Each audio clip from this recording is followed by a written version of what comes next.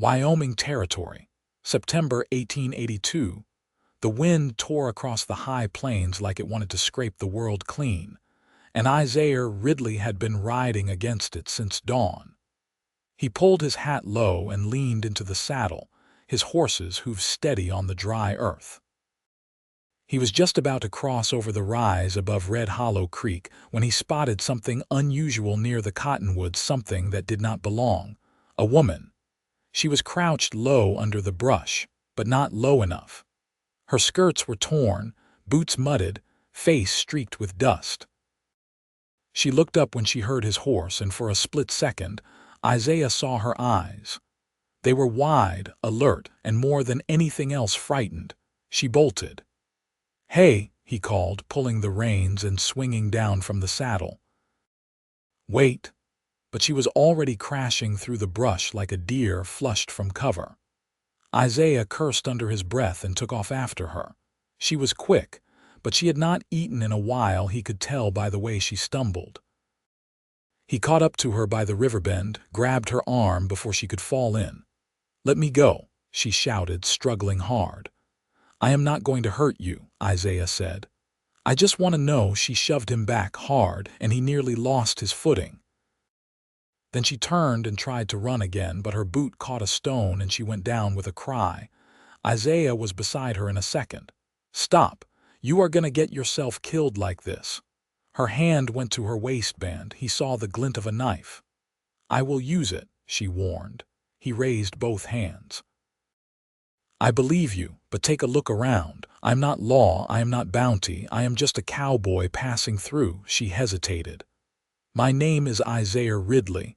I am headed south looking for winter work. That is it."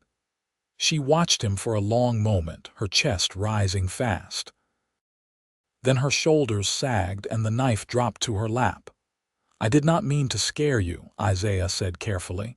"You did not," she muttered, though her voice shook. "I scare easy these days." Isaiah reached into his saddlebag and pulled out his canteen. He offered it to her. She took it with both hands, drank deep, then wiped her mouth with the back of her hand. "What is your name?" he asked. She hesitated again, then said, "Odessa James." The name struck something in his memory. He sat down beside her, not too close. The cottonwoods whispered above them. "You are on the run," he said finally. Odessa looked down, fingers tightening on the canteen. She did not answer. Isaiah reached into his coat pocket and unfolded something he had pulled from a saloon wall in Sheridan 2 days earlier. He held it out to her, the wanted poster. Her face was on it.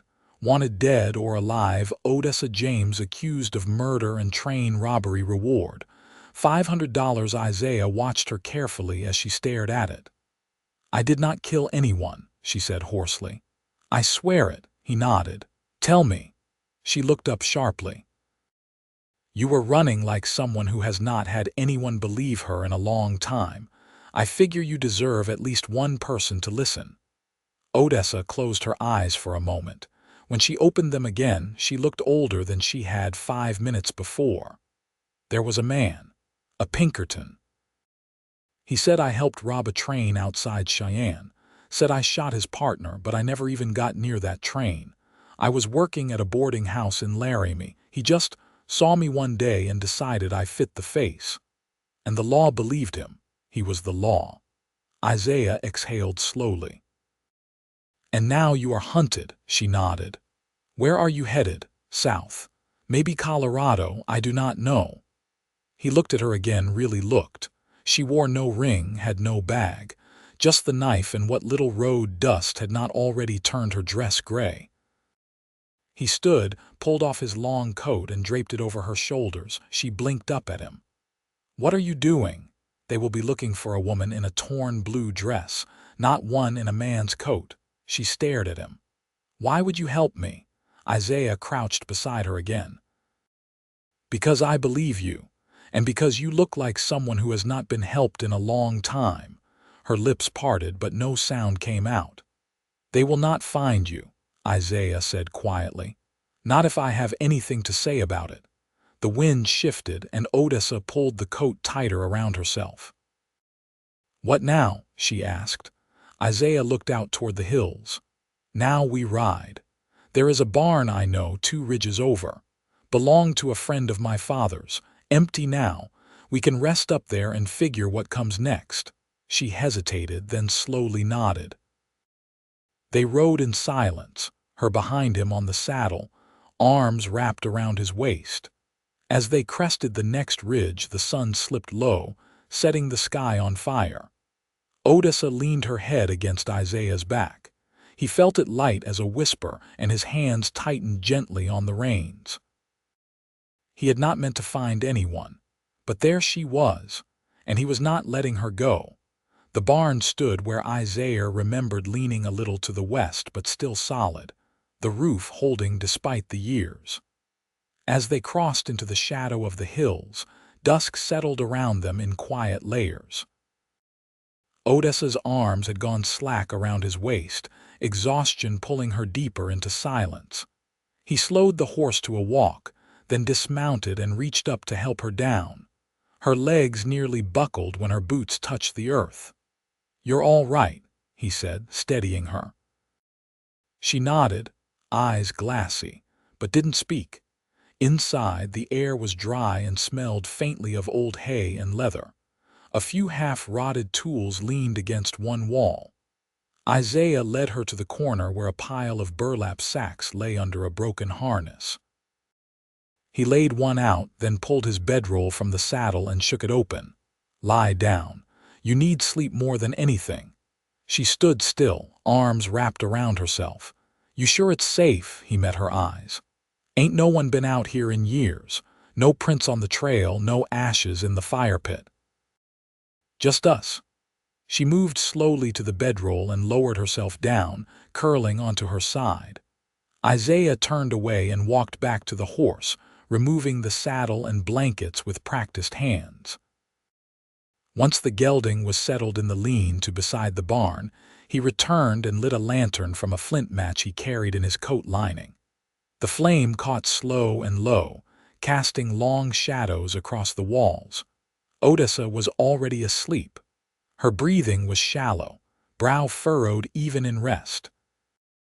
Isaiah sat against the opposite wall, arms draped over his knees, and watched the lantern flicker. The wind outside had died down, but he didn't let himself relax. He'd seen what happened when a man got careless. He didn't intend to watch it happen again. The morning came with a pale hush. When he opened his eyes, Odessa was gone from the bedroll. He rose fast, heart jarring, but the barn door creaked open before he reached it. She stepped inside, holding a handful of wild plums. Her dress was dusted with leaves and her boots were soaked from the creek. She held the fruit out to him without a word. He took one and bit into it, the skin tart against his tongue. "I heard a fox moving around the fence line," she said. "Didn't seem to notice me." "You always move this quiet." She looked down at her hands. "I learned how." Isaiah chewed slowly, then gestured for her to sit. She did, cross-legged, the coat still draped over her shoulders. "Why'd you leave the boarding house in Laramie?" Odessa hesitated, fingers pressing into the plum's soft flesh. "The matron there, Mrs. Caraway, she got nervous when the posters went up. Said she couldn't shelter a fugitive, whether she believed me or not. I didn't blame her. She gave me food and told me to head for the hills before someone turned me in." Isaiah leaned forward, resting his elbows on his knees. "How long's it been since you slept indoors?" "Since the night I left town. That was early August, I think." He nodded once. "You've held up better than most would." "I stopped crying after the first week. Didn't have the water to spare." Isaiah looked at her across the flickering lantern light, the way her hands stilled when she talked, the way her voice stayed level, even when it shouldn't. She was not hardened, not exactly, but she had learned how to keep her grief quiet. "We'll stay here today. Rest, eat what we can. Tomorrow we'll ride east through the canyon pass, less traffic that way." Odessa looked up. "You're still planning to travel with me?" "I said I wouldn't let them find you. I meant it." She studied him for a moment. You don't know me. I know enough. She wasn't used to that. He could see it in the way her eyes narrowed like she was searching for the catch. I don't have money. I don't have anything to offer. I'm not asking for anything. Her lips parted, but no protest came. She looked down and picked another plum from the pile between them. Most folks only help when it benefits them. I ain't most folks. They ate without speaking after that. The sound of the wind rustling through the cracks in the barn boards the only noise between them. Odessa leaned her head back against the wall, eyes fluttering closed again, and Isaiah let the silence stretch. When her breathing evened out, he stood and crossed the room. Gently, he pulled the coat tighter around her, then sat back down in the same spot he'd kept all night. He'd told her she could rest, and he meant to keep her safe while she did. By noon the next day, the sun sat heavy above the ridgeline, and the air inside the barn had grown close. Odessa stood at the open stall door, sleeves rolled to her elbows, rinsing her face in a chipped basin Isaiah had found beneath a pile of tack.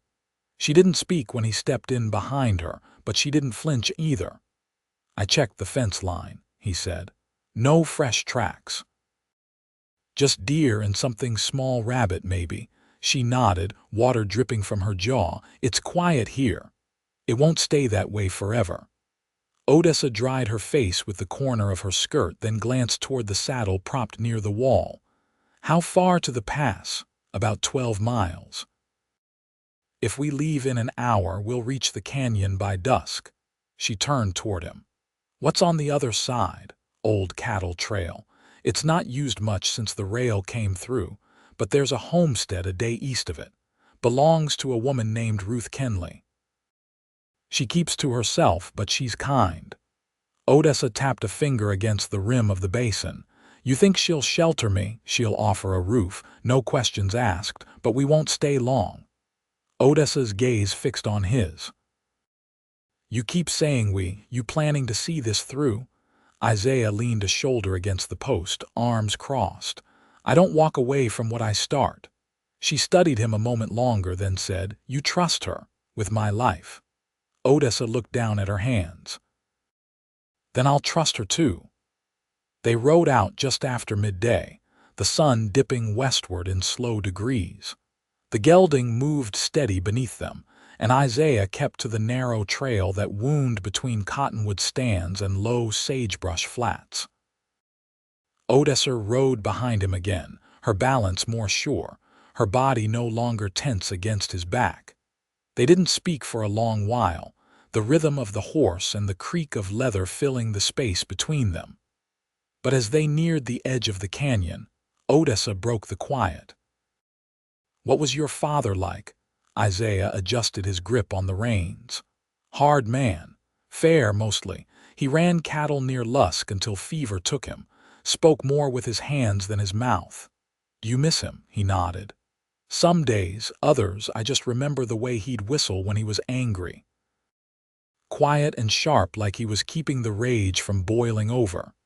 She let that sit a while, then asked, Did he teach you to ride? No. That was my uncle. My father taught me how to be still, how not to blink when a man points a finger in your face. Odessa leaned forward slightly. That's a hard thing to know. Comes in handy. They reached the canyon mouth as the first shadows stretched long over the trail. The walls rose around them in steep red layers, the light narrowing to a golden thread between the stone. Isaiah dismounted and led the horse on foot, Odessa walking beside him now, one hand on the saddle horn. As they moved along the canyon floor, she glanced at the stone walls. I used to read about places like this. In a book, someone left behind in the boarding house. Had drawings of deserts and cliffs, wild animals. I used to think I'd never see anything like it. Isaiah glanced at her. You read much, when I could. Mostly borrowed pages and old newspapers. Mrs. Carraway let me keep a book of Psalms. Said it was all a woman really needed. And did you agree? Odessa shook her head. No, I wanted stories, not just salvation. He smiled, faint and warm. There's more truth in stories than most think. They reached a bend where the trail narrowed to a single path between two boulders. Isaiah paused and held out a hand. Let me go first. Sometimes loose shale here. She nodded and stepped back. He climbed ahead, testing each foothold, then reached down to help her. Her fingers gripped his, strong and sure, and when she gained the ledge beside him, she didn't let go right away. He didn't make her. They moved on, side by side now, the trail opening again to a slope that led out of the canyon's mouth. By the time they crested the last rise, the sky had gone soft with twilight and the first stars blinked through the haze. In the distance, a faint plume of chimney smoke curled above a cluster of cottonwoods. That's Ruth's place, Isaiah said. Odessa didn't speak, but her breath caught slightly. Not from fear, he could tell, but from the suddenness of it, the way hope could surprise a person who'd grown used to running. She took a step forward, then paused. "Why are you doing this?" she asked, voice quiet. Isaiah looked at her, the canyon behind them, the sky above the plains turning indigo. "Because I want to be the kind of man you can stop running from," he said. Odessa didn't answer, but she reached for his hand. And this time, she didn't let go at all. The door to Ruth's homestead opened with a long groan, hinges dry from wind and time. Odessa stepped over the threshold behind Isaiah, her boots leaving faint prints on the plank floor. The house was a single room with a loft above, its walls lined with shelves and drying herbs. A kettle hung over the hearth, steam rising in soft curls.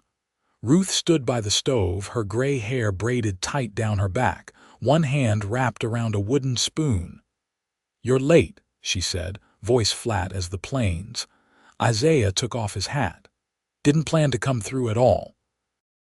Circumstances changed. Ruth's eyes shifted to Odessa, sharp but not cruel. "She yours?" "No," Isaiah said.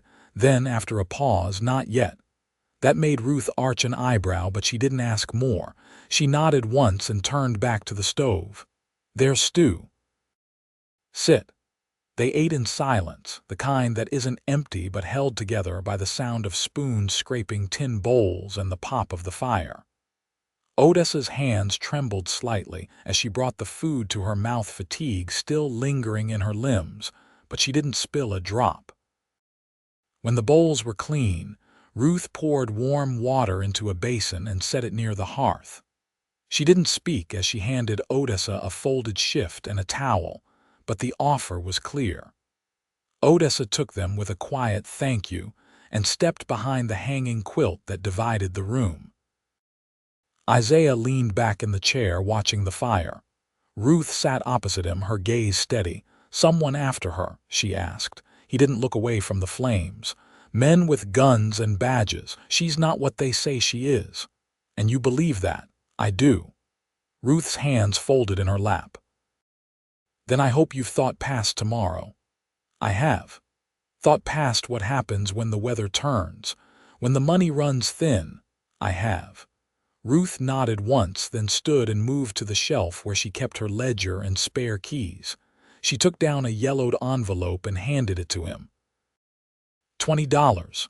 What I tucked away from that cattle sale you brought me last fall. It's yours now." Isaiah hesitated. "Ruth, don't argue with me. You'll need it more than I do." He took the envelope and tucked it into his coat without another word. Odessa stepped out from behind the quilt, wrapped in the shift, her hair damp and unbraided. She looked younger somehow, though the wear in her eyes remained. Her dress hung over a chair, the hem still stained with creek water and dust. Ruth passed her a blanket and pointed to the loft ladder.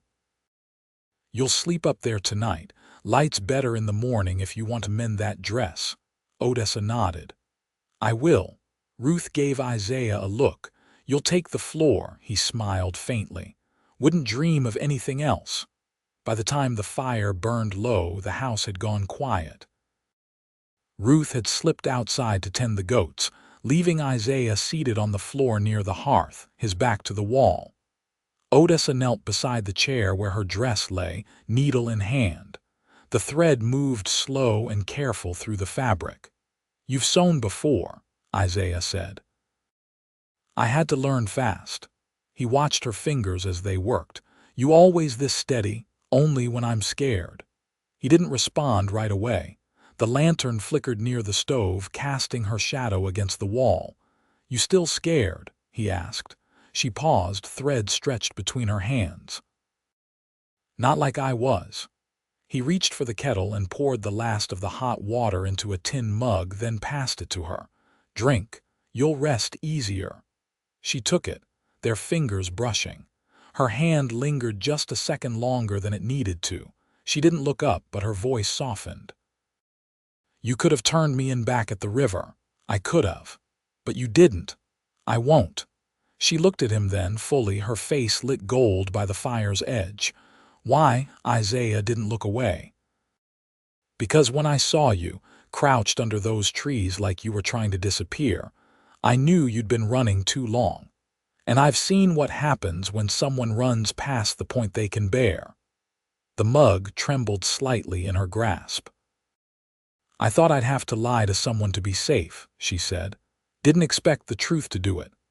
That's how you know it's worth staying for." They didn't speak after that. She climbed the ladder slow, blanket over one arm, and when she reached the loft, she turned once and looked down at him. He had settled against the wall again, eyes closed, chin tucked to his chest. Odessa lay down on the mattress, the scent of wood smoke in her hair, and pulled the blanket over her. And for the first time in weeks, she slept unafraid.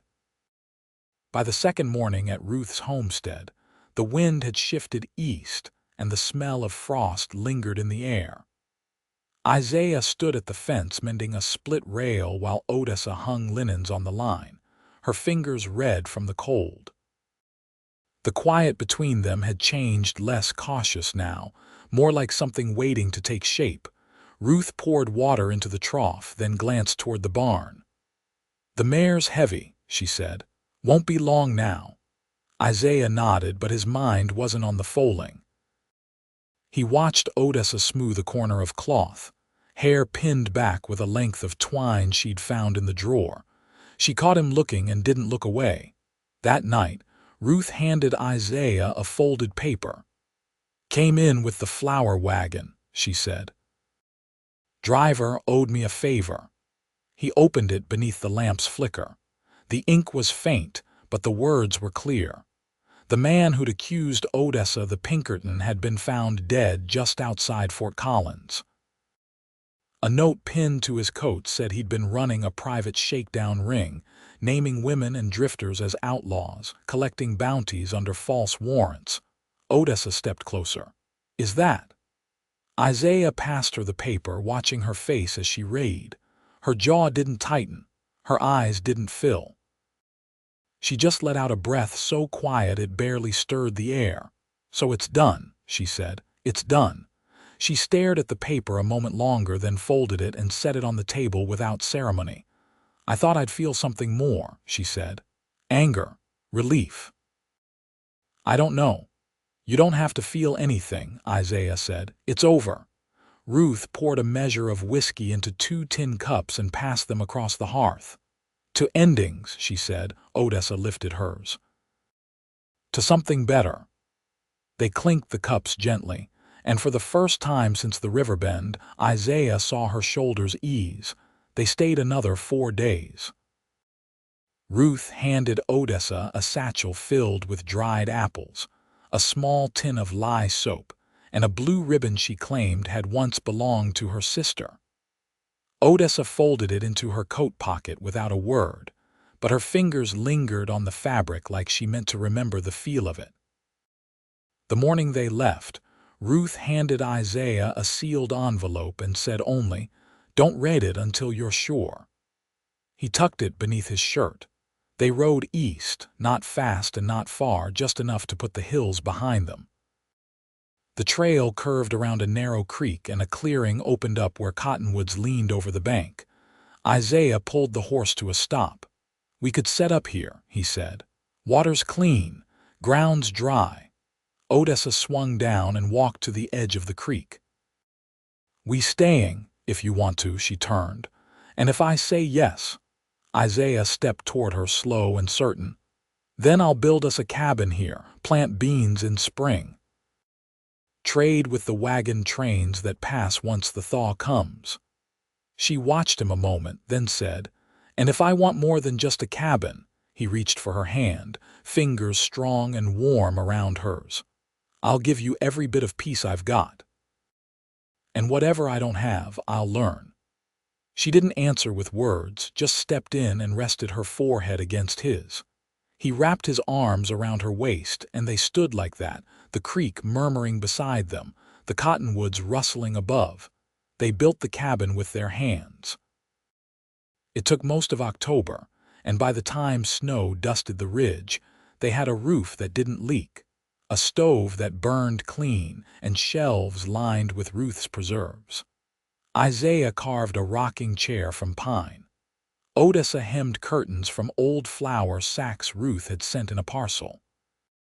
They didn't talk about the past, not because it hurt, but because they didn't need to. The nights were long and quiet, the kind where words weren't necessary. Isaiah would read aloud from an old almanac, and Odessa would lean against his shoulder, her fingers curled around his wrist, her breath warm against his neck. One morning in late March, Isaiah stood at the door with the sealed envelope Ruth had given him.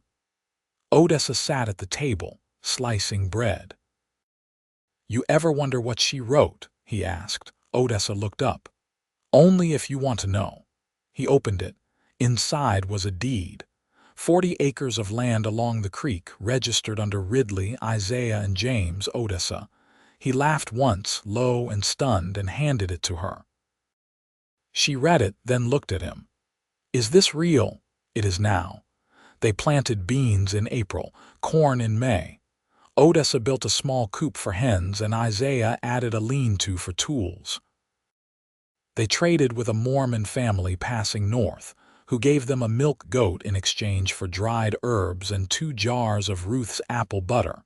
In the evenings, Odessa would sit on the porch with her sewing, Isaiah beside her, whittling or fixing tack. They didn't speak much, but they didn't need to. The space between them was full of knowing. When summer came, the cabin stayed cool under the trees.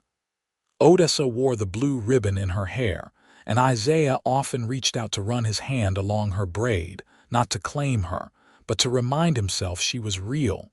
They never left the land. Never had to. Folks passed through, told stories, asked for shelter when storms rolled in. Isaiah would nod, and Odessa would bring out bread and beans, and they'd sit at the table with strangers who left full and grateful. They didn't have much, but everything they had was theirs. Honest, earned, and shared. And every night when the fire burned low and the wind whispered against the shutters, Isaiah would lie beside her, their hands tangled between them, and know he'd never once doubted the rightness of choosing her. Not for a moment. Not for a breath. Not for a lifetime.